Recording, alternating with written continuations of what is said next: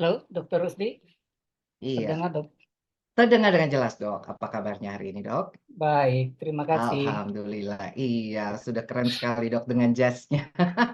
Iya, baik, Dok, kita mungkin akan, langsung aja waktu dan tempat pada Dokter Adi kami persilakan dan sekali lagi untuk Bapak Ibu yang ingin bertanya ya, bisa langsung tulis di kolom chat ya, nanti juga meskipun di sesi akhir ada pertanyaan-pertanyaan yang mungkin bisa disampaikan secara langsung, bisa raise hand dan sampaikan langsung pada Dokter Adi ya. Sekali lagi untuk Bapak Ibu yang ingin bertanya langsung aja tulis di kolom chat dan langsung nanti kalau ingin bertanya langsung bisa raise hand dan nanti berbicara langsung dengan Bapak narasumber yaitu Dokter Adianto Panggeso. Ya. Mungkin Dokter Adi bisa langsung share screen share-nya, Dok. Iya. Ya, baik. Terima kasih, Dokter Rusdi. Selamat malam semuanya. Izinkan saya menyapa dengan teman-teman ya, biar kita lebih akrab. Sekali lagi, ini bukan kuliah. Ini sharing Betul, Dok. sedikit pengetahuan dan pengalaman yang saya dapatkan selama ini terkait sengketa medik. Saya izin slide share. Eh, apakah dapat? Sudah tampak, Sudah, Dokter Dok. Rusdi? Sudah Saya tampak. Iya. mulai dari sini, saya perbesar ya. Tolong Iya. dimonitor yang masuk ya, sama. Iya. Oke. Oke, baik. Eh, Teman-teman sekalian, hmm, kita akan diskusi ya, bincang-bincang tentang saksi, ahli, ahli bersaksi dalam sengketa medik. Nah, ini izin yang mulia ini. Profesor Jimli Asidiki, pinjam fotonya tentu ada maksudnya, Dokter Rusdi ya. Kalau Iya. lalu kita izin pinjam fotonya Pak Kapolri, kali ini izin mantan hakim MK ya, Mahkamah Konstitusi, ada yang mau saya tampilkan di sini. Nah, ini dalam bukunya Pancasila Identitas Konstitusi Berbangsa dan Bernegara, yang menarik buat saya untuk saya sampaikan di sini. Ada yang namanya teks ya, tekstual yang tertulis, dan ada yang namanya kontekstual atau realita. Nah, ini yang perlu dibaca secara bersama. Nah, membaca ini juga bisa diterjemahkan dalam arti yang lebih luas, memahami. Kemudian juga teks itu bukan sekedar tulisan kertas sebenarnya, ya, bukan hanya sekedar tulisan undang-undang, tapi bagaimana kita menafsirkan sesuatu itu sebenarnya tidak boleh lepas dari konteks atau realita yang melatar belakangi.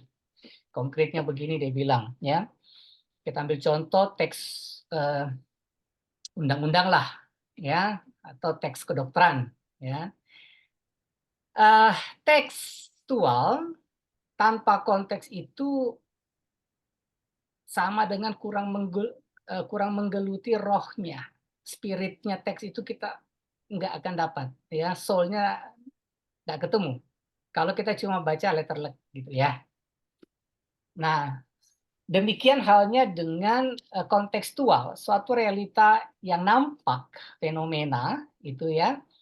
Kalau tanpa teks, ya, teks yang dimaksud ini adalah referensi-referensi kita memahami suatu realita, itu sama dengan kita melihat realita tanpa suatu referensi yang merupakan pemikiran-pemikiran tokoh sebelumnya. Kurang lebih begitu. Jadi intinya teks dan konteks itu sama-sama kita butuhkan di dalam memahami sesuatu gitu ya.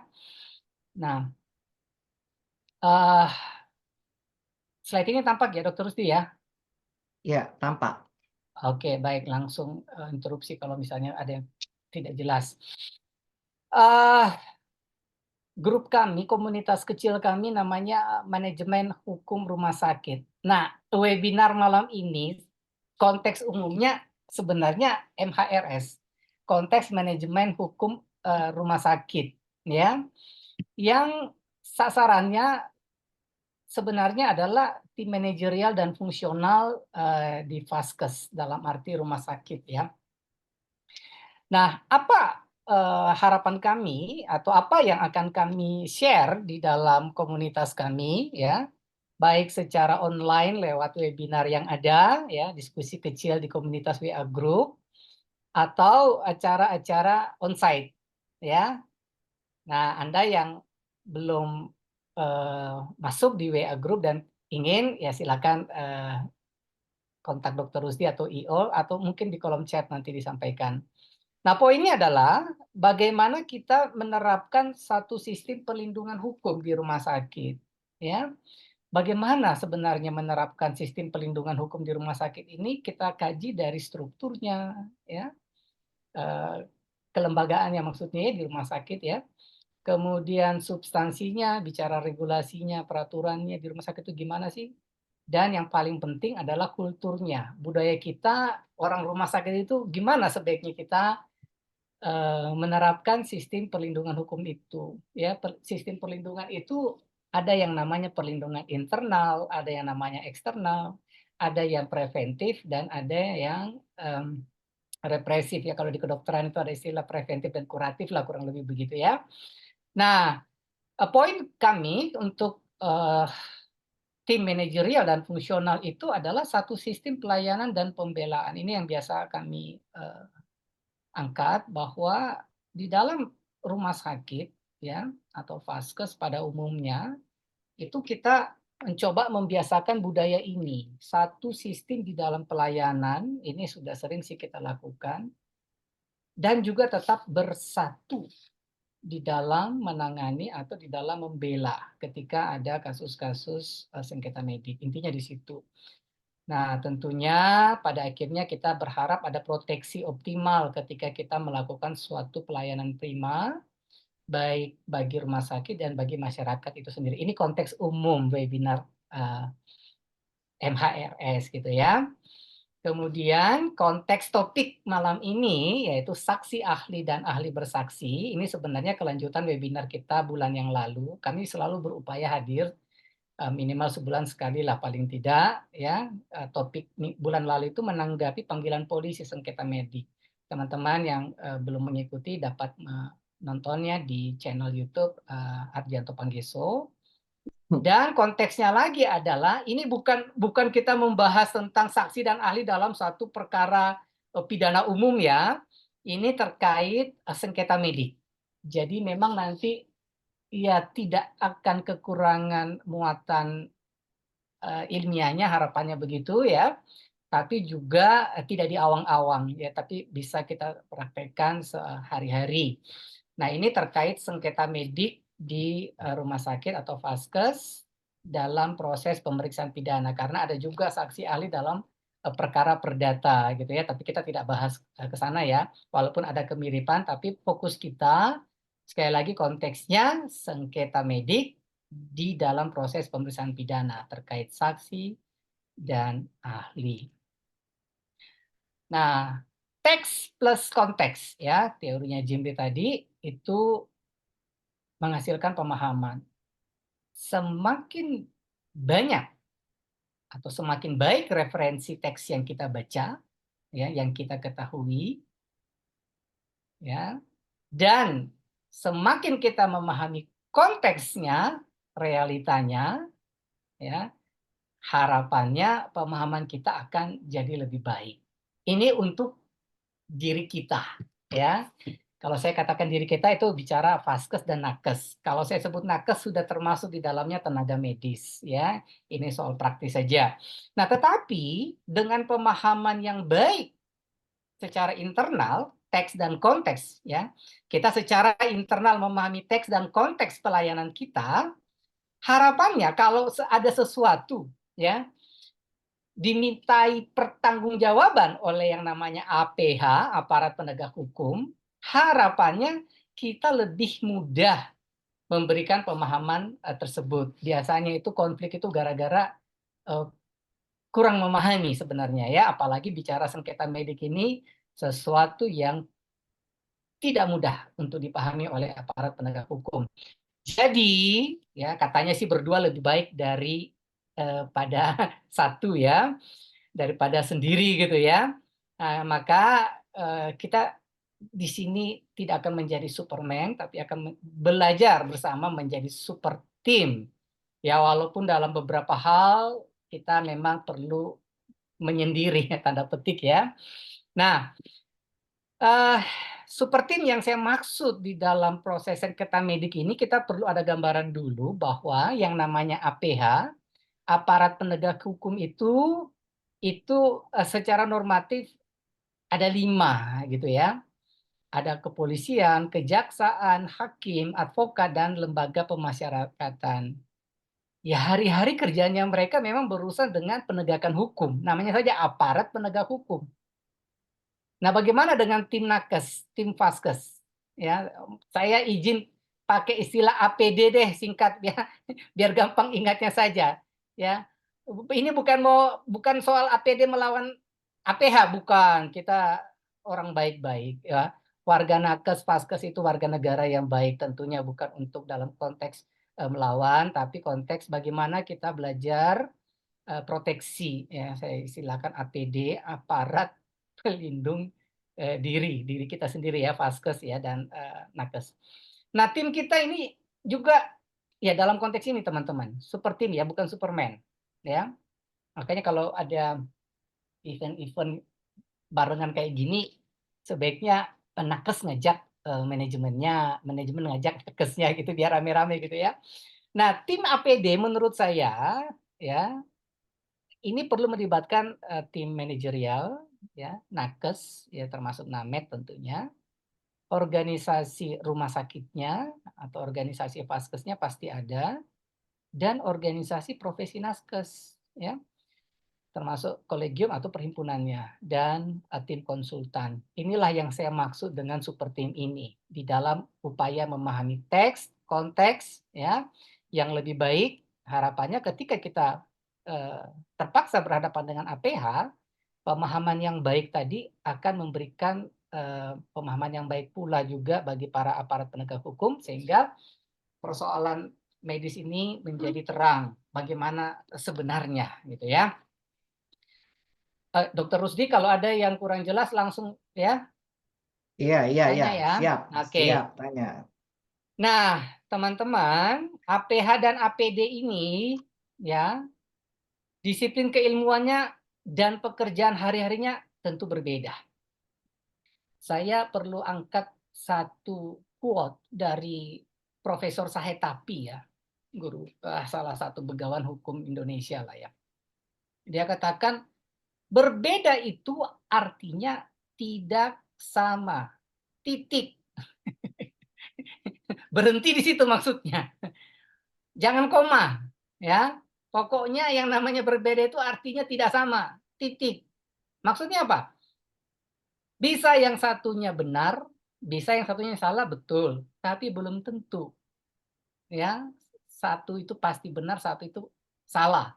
Bisa jadi keduanya benar, bisa jadi keduanya salah. Ya. Nah, perbedaan ini cikal bakal atau akan memicu terjadinya sengketa. Nama lain sengketa itu perselisihan atau perkara dalam tingkat yang lebih serius sih, biasanya sudah masuk ke ranah hukum. Nah, teman-teman mungkin pernah lihat logo di sebelah kanan ini ya, ini konsep yin dan yang. Ya, apakah hidup itu sesimpel hitam putih, benar atau salah gitu ya? Ya, tampaknya sih seperti itu, tapi dalam banyak hal sebenarnya tidak begitu juga gitu ya. Di dalam hitam ada putih, di dalam putih ada hitam sebenarnya.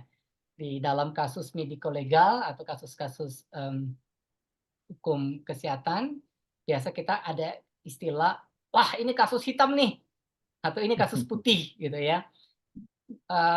Itu istilah-istilah kami aja sih. Biasanya kalau kasus hitam itu kayak gini, Dokter Rusdi. Wah, guntingnya ketinggalan di dalam, ya. Nah, itu kan ketok moto itu di ronsen. Iya, ada ada gunting USG ada gitu ya. Kemudian salah potong kaki kiri, kaki kanan. Wah, itu hitam itu, gitu iya. ya. Tapi sebenarnya yang tampaknya hitam tadi, ya sebenarnya ada putihnya, masih tetap ada putihnya. Nah, ini disitulah kejelian eh, ahli hukum bersama-sama dengan ahli hukum kesehatan untuk melihat itu ya. Sebaliknya juga tidak ada yang benar-benar putih, ya. Nah, kita Ini salah satu quote yang saya ambil dari King of Solomon ya, Wisdom of Solomon ya. Katanya raja yang paling bijaksana. Dia bilang intinya begini bahasanya Dokter Rusdi, "Ojo ke susu berperkara," gitu ya. Maksudnya jangan buru-buru, jangan apa ya, jangan, sedikit-sedikit proses hukum, laporan, Hmm. pengaduan gitu ya. Mhm. Ya hak sih, namanya hak itu kan boleh dipakai, boleh tidak. Hak setiap orang Mhm. sih boleh melapor atau mengadu gitu loh. Tapi ya tenang-tenang, dikitlah ya, ojo ke Mmm. susu ya.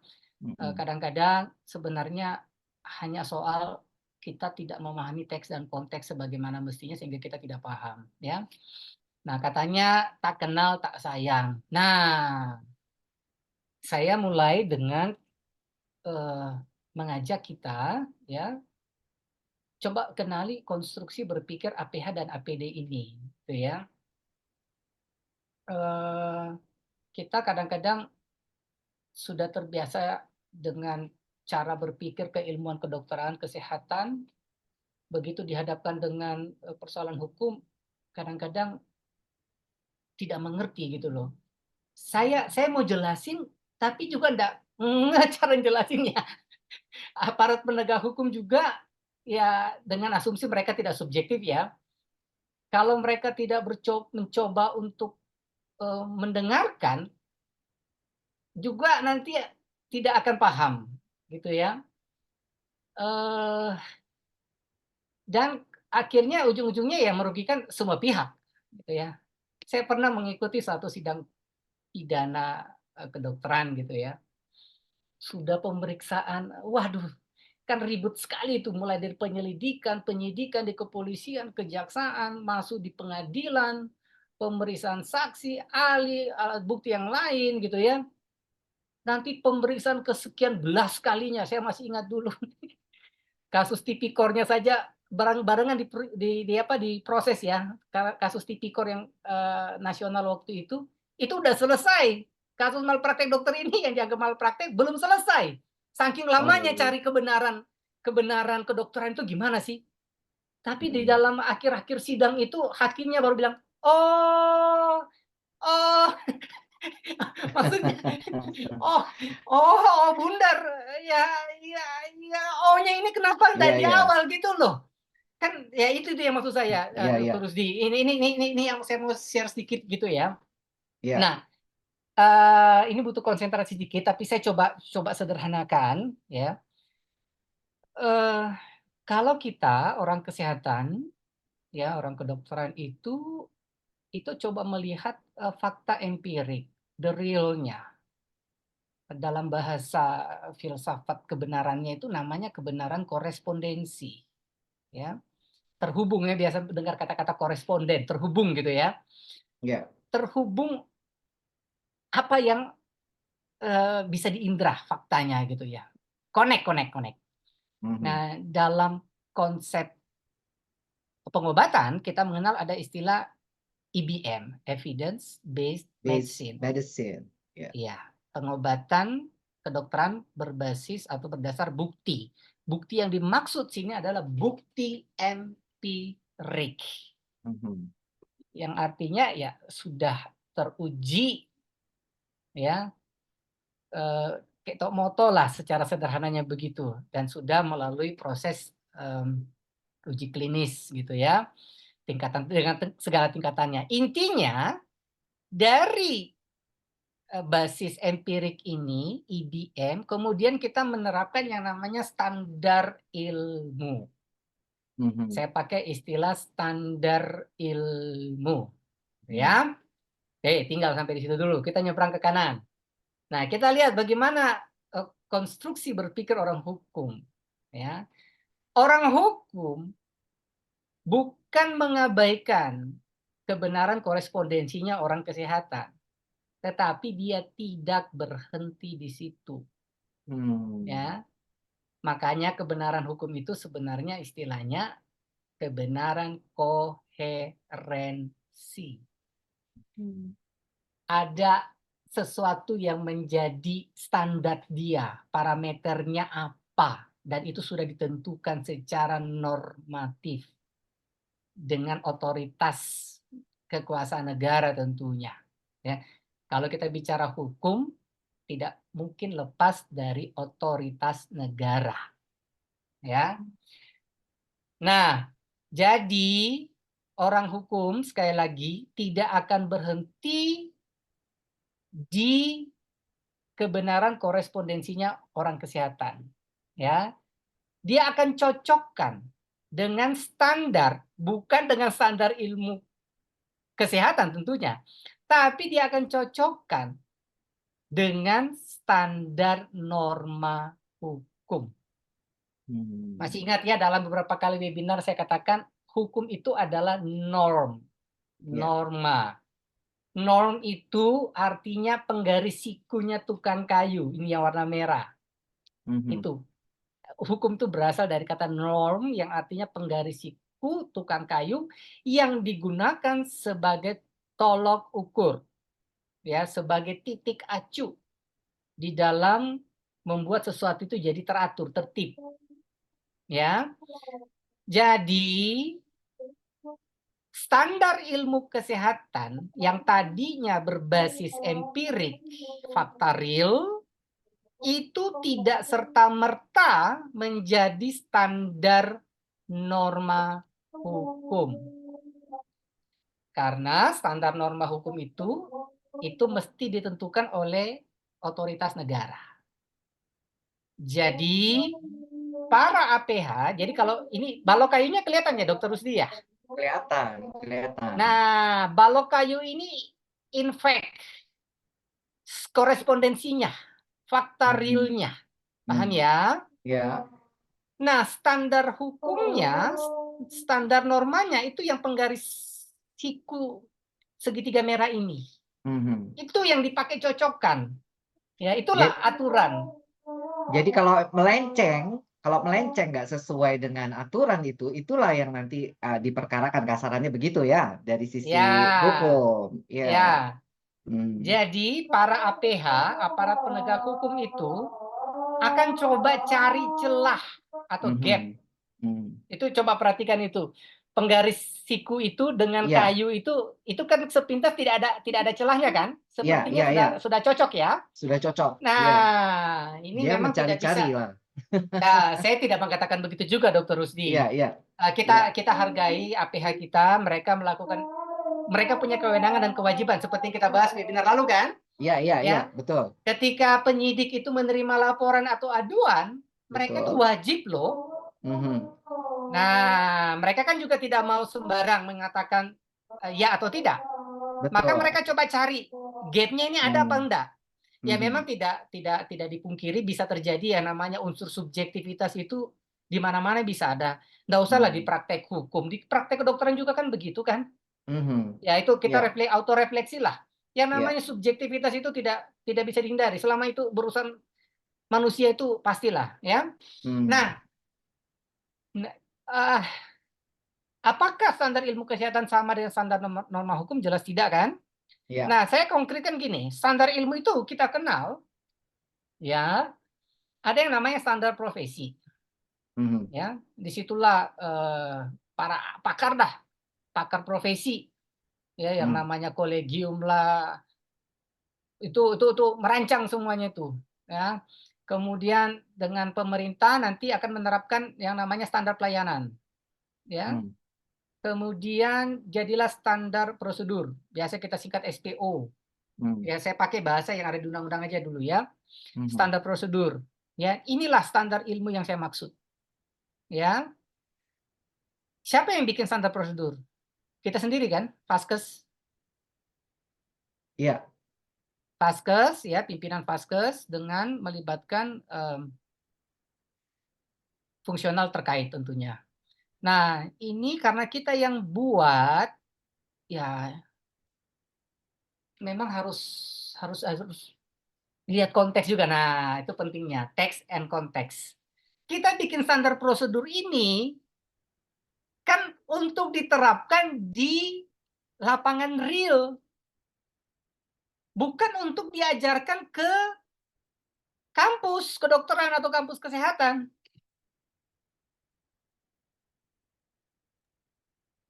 Dokter Rusdi, Ya, tangkap ya? coba. Enggak, diulangi lagi, Dok. Nggak paham. Oke. Ya, Ya, jadi standar ilmu ini yang ya, nantinya dituangkan ke dalam standar profesi, standar pelayanan, standar prosedur, ya, ya. ini dibuat Mhm. bukan untuk konteks akademis di Ya. kampus, Mhm. tapi itu kan akan diterapkan di dalam praktek profesi nakes di Vaskes. Paham ya? Ya, paham, paham. Nah, karena itu ya harus bijak lah. Hmm. Kenapa saya katakan harus bijak? Faktor real, faktor lapangan itu sangat sangat kompleks. Mhm. Jadi yang namanya ilmuwan, akademisi, ya Mhm. termasuk administrator, ya Mhm. manajerial, itu harus banyak bertanya, banyak mendengar, Hmm. fungsional, Iya. Harus ya. membumi, orang manajemen tuh harus membumi, turun juga mengetahui permasalahan di lapangan kepada orang-orang profesional yang fungsional. Gitu kan, Dok, maksudnya ya, Dok ya? Iya, iya, iya. Dan Hmm. kalau misalnya konteksnya, kalau kita bicara konteks itu kan ruang dan waktu ya. Ya. Kita bicara saat ini gitu ya, Dokter Rusi. Kita bikin SPO misalnya, SPO skin test misalnya. Hmm. Eh, ah, apakah dalam perjalanan 3 bulan, 6 bulan ada fenomena, ada realita di lapangan yang kita lihat, wah kok kayaknya tidak sesuai ya. Nah, yang bisa Nah, ngamati gini kan ya satu sisi ya manajemen, ya satu sisi juga komunikasi dengan nakes gitu loh. Ya jangan betul. ragu untuk dikondisikan kembali gitu loh. Sebelum Ya, ada kejadian yang tidak diharapkan gitu loh. betul. Jadi jangan rigid, pertimbangkan Mhm. segala kemungkinan faktor real yang bisa terjadi dan jangan lupa ventilasi. Ventilasi Hmm. ini lubang angin tuh, Hmm. ada ruang-ruang gerak kita. Namanya praktek Ya, kedokteran itu kan kita bukan robot, betul. dan tidak semua masalah kesehatan itu ada standar ilmunya loh. Mhm. Benar, Dok, Benar nggak? benar. Benar sekali. Apakah semua kondisi medis, kondisi Ya, kesehatan itu ada semua di tataran ilmu yang kita pelajari selama ini? Ada semua di SPO itu? tidak, tidak, Ya, Dok. Saya tidak. ya, itu makanya kita mulai sekarang tidak terlalu Mhm. mudah untuk bilang ini hitam itu atau putih gitu loh. Dan harus mau Iya, terus fleksibel, menyesuaikan, betul. jangan rigid. Kenapa? Karena kalau kita sudah tentukan ini SPO-nya, ini standar prosedurnya, ya, hukum itu akan menormakan. Tahu tadi menormakan atau dokter sih? Dia akan Iya, bikin tahu. patokannya, segitiga Mhm. sikonya. Mhm. Kalau itu sudah dipakemkan dalam bentuk produk hukum yang namanya undang-undang yang Iya. namanya peraturan pemerintah, Perpres, Permen, sampai di Mhm. peraturan rumah sakit, SPO disebutkan oleh pimpinan rumah sakit, itu sudah jadi produk itu. Yang Mmm. jadi penggaris tadi loh. Iya, jadi dari norm Ya, yang dipakai untuk orang hukum itu, iya. iya. Oke, Jadi jangan jangan mhm. jangan salahkan hukumnya, jangan salahkan orang hukum. Lah yang bikin standarnya siapa? Iya, betul. Ya, saya paham, Dok. Iya, Ya, jadi ini pelan-pelan dicerna sekaligus autokoreksi bagaimana membuat SPO. Itu pasti yang dicek. Ya, iya, dalam tataran praktis itu tidak mungkin tidak, pasti dicek. Ya, iya, pertama-tama bahkan dari semua standar ini yang paling gampang dipahami oleh aparat adalah SPO ini. iya. Oke. Oke. Nah, dalam konteks lain, cara berpikir orang hukum kan begini, kedokteran dulu ya, kesehatan, ya, dengan teknik SOAP, SOAP-nya. Ada unsur subjeknya, anamnesis gitu ya. Kemudian ada unsur objektifnya dari pemeriksaan fisik, penunjang dan sebagainya. Kemudian kita coba membuat satu asesmen atau diagnosis dan perencanaan. Nah, plan kita ya, penata laksanaan kita tentu kita nomor satu pasti berdasarkan standar keilmuan, ya kan? Iya. Yang tadi berbasis IBM itu loh. Kalau Mhm. bisa di situ kan, tetapi kan tidak semua-muanya ada IBM-nya kan. betul. Nah, lantas apakah kita tidak bisa memberikan manajemen pelaksanaan ketika ada kasus yang non IDM tanda petik, ya. Mhm, Nah, saya bersyukur saya dapatkan ini dari perancang Undang-Undang Praktek Kedokteran yang lama tahun mmm, 2004 ya, Undang-Undang 29 2004. Cuma Pak istilahnya waktu itu adalah serta kebutuhan medis pasien. Di undang-undang yang baru dia tidak yang dipakai adalah kebutuhan kesehatan istilahnya, ya karena mhm, lebih luas. Ini sebenarnya menarik ini. Ini jarang diperhatikan ini. Kita kita agak terkurung di standar standar standar standar standar. Padahal standar-standar itu kerap kali jadi, lubang bagi kita sendiri, iya iya iya, ya. Nah, nanti mhm, kita bahas lebih lanjut. Nah, sekarang kita lihat dulu konsep berpikirnya orang hukum, itu juga mirip-mirip SOAP sih, namanya mmm, IREC ya, yang terkenal ya. Mulai dari I, information, dia tetap cari kok kebenaran realnya, faktualnya apa sih, gitu ya. mmm, Tapi sekali lagi tadi saya katakan dia tidak berhenti di korespondensi real tadi, dia iya. akan cari, ini koheren dengan mana, dia cari penggarisnya tuh, dia Iya cari iya iya, penggarisnya, iya normnya, iya, ini cocok nggak ya? mmm, Ada celahnya nggak ya? Ada iya, lubangnya nggak ya? Gitu ya. Nah, itu dia lakukan analisis. Dari mmm, situlah dia membuat satu konklusi dan rekomendasinya apa ke mmm, kita. Kurang lebih sama kan? sama, iya Ya, cuma cuma beda-beda, standar-standarnya saja. iya, Oke. Nah, ini saya akan bahas dikit ya, penting ini. Menurut saya penting karena dalam beberapa kasus pembelaan saya suka pakai ini. Eee, Kalau sekarang adanya di pasal 274 Undang-Undang Kesehatan. Ya kalau saya bilang Undang-Undang Kesehatan yang nomor 17 tahun 2023 yang baru ya, yang dibuat dengan mhm, metode omnibus law gitu ya. Nah di sini dibilang, tenaga medis dan tenaga kesehatan dalam menjalankan praktek wajib, ya. Ketika kita mendengar kata wajib, radar kita itu langsung nyala semua Dokter Rusdi. iya iya iya iya, Karena yang di dalam hukum itu yang paling penting itu adalah, you lakukan kewajiban atau tidak, gitu loh. oke, Kalau hak itu kita tidak lakukan juga nggak apa-apa, namanya hak boleh saya pakai, boleh tidak, gitu ya. iya Tapi kalau wajib tidak dilakukan, ada implikasi hukumnya, ada konsekuensi hukumnya, iya, oke. Nah, mmm, sebenarnya ini juga saya sedikit, share ya, kalau kita sudah gunakan kata wajib, itu konotasinya adalah ke konsep hukum, mmm, ya. Kalau etika itu memang erat kaitannya dengan hukum. Tapi kalau sudah dibuat produk, kita harus bisa bedakan mana etik, mana mana hukum, hukum, mhm mana bahasa etik, mana bahasa hukum. mhm, Menurut saya, hemat saya, kurang tepat menggunakan kata wajib di dalam kode etik. mmm, Misal, iya, kode etik profesi nakes X. mmm, Setiap nakes wajib melakukan ini.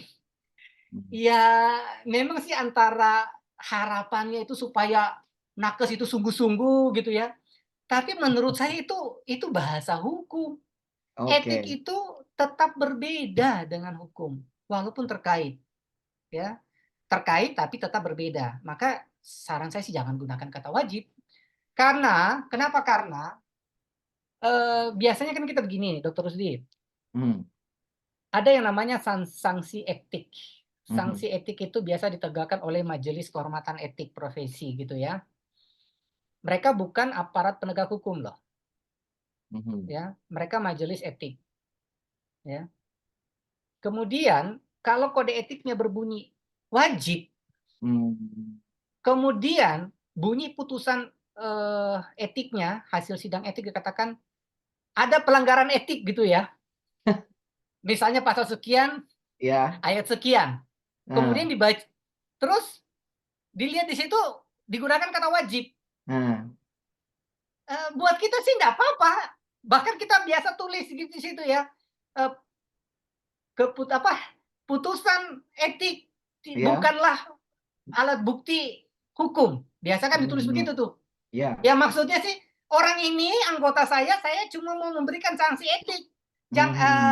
Ini sanksi etik ini bukan alat bukti di ranah hukum. Maka dia buat statement seperti itu. Tapi, saya katakan tapi, yang namanya kalau kita bicara hukum itu kita ambil di hilirnya nanti itu kan kewenangan hakim Ya. yang memutus benar atau salah. Ya, penyidik tidak punya kewenangan untuk memutus benar atau salah. Ya, hakim nantinya akan memutus benar atau salah secara hukum. Nah, kekuasaan kehakiman itu sangat independen.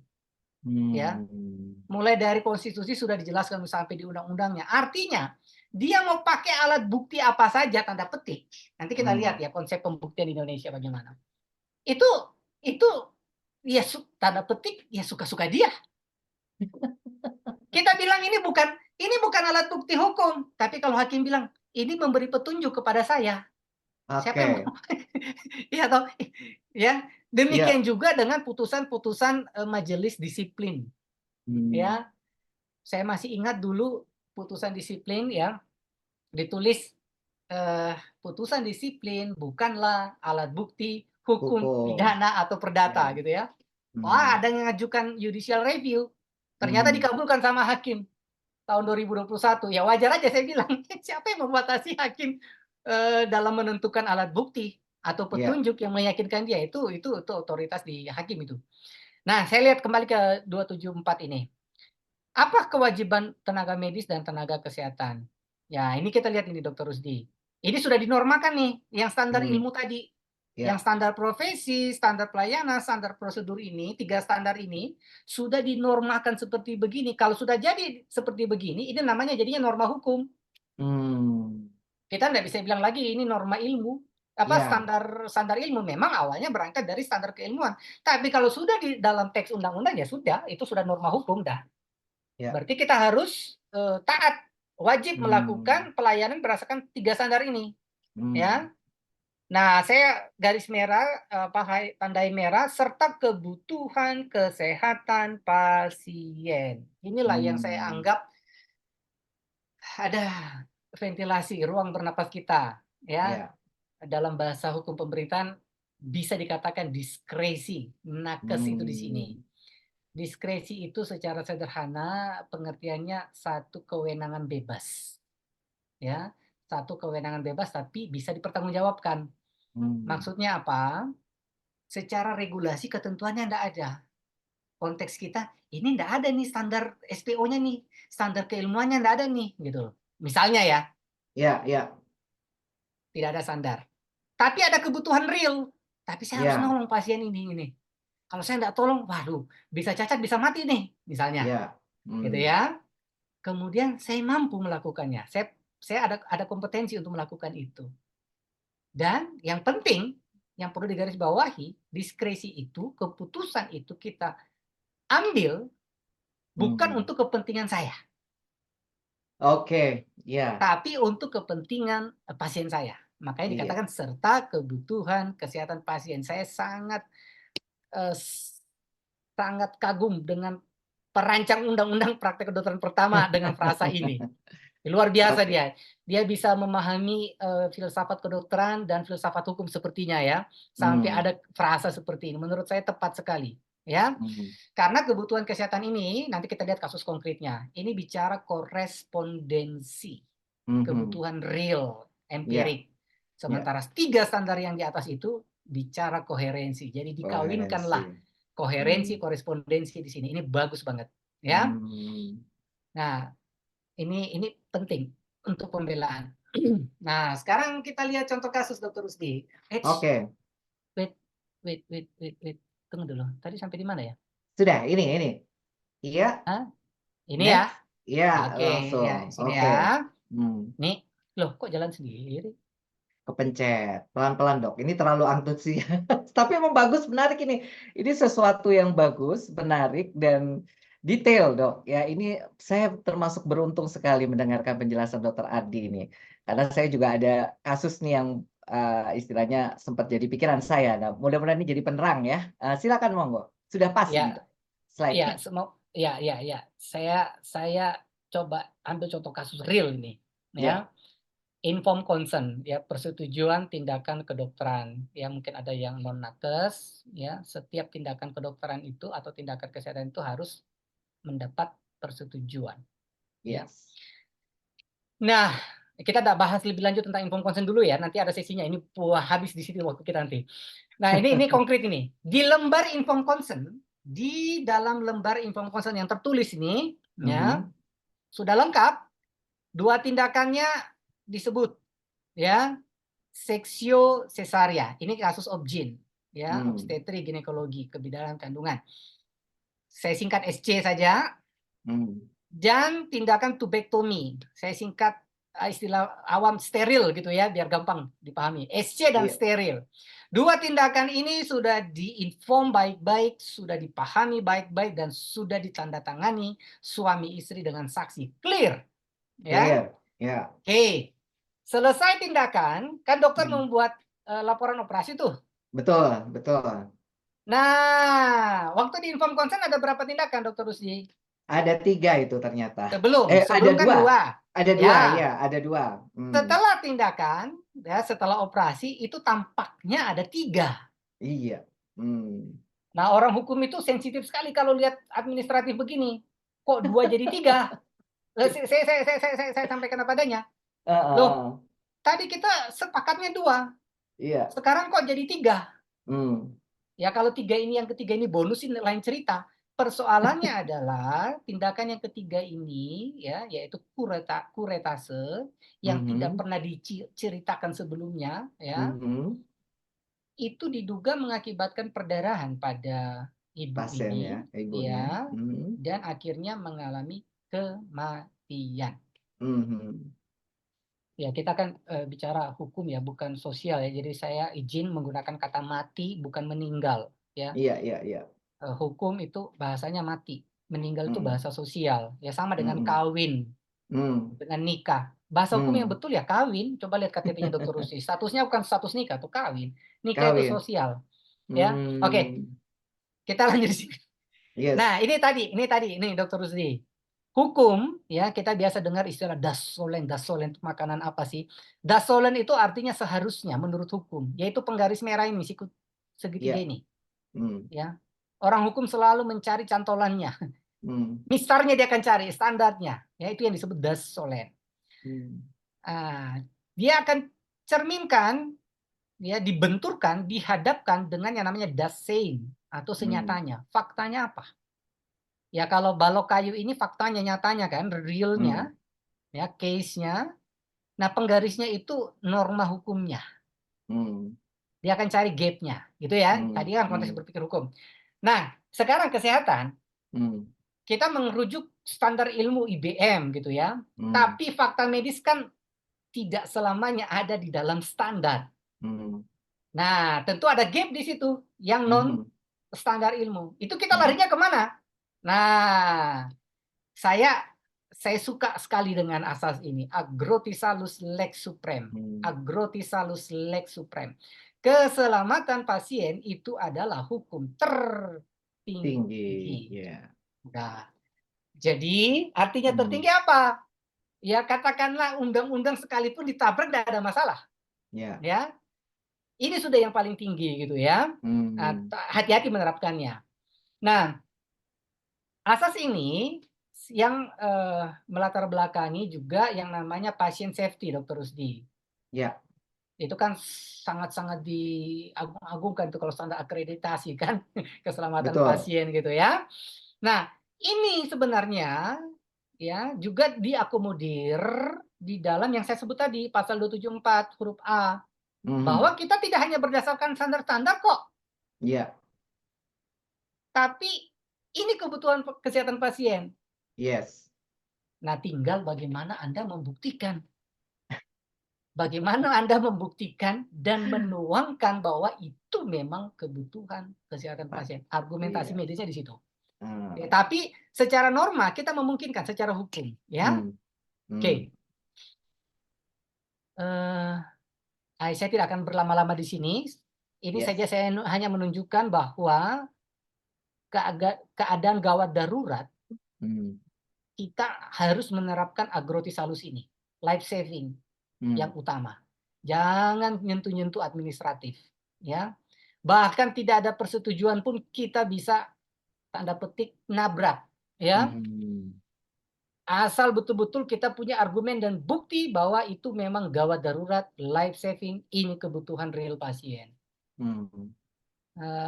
Saya lanjut saja dulu. Nah, ini poinnya, setiap rumah sakit itu tidak dapat dituntut Hmm. dalam tugas penyelamatan nyawa, ya. Ya kalau kayak gini nih, ini ditandai baik-baik. Artinya ya ini istilahnya kalau orang kalau dokter harus dijualan itu kan ini selling point-nya. Iya iya iya, betul betul. Ini kan kita tahu ini, jadi ini semacam celah yang ini memang milik kita, kasarannya, di wilayah domainnya kita, tenaga medis kan, Dok, ya, yang untuk bisa paham itu. Ya, Sehingga akhirnya tadi Dokter Adi cerita yang hakimnya akhirnya bilang, "Oh, begitu kan akhirnya."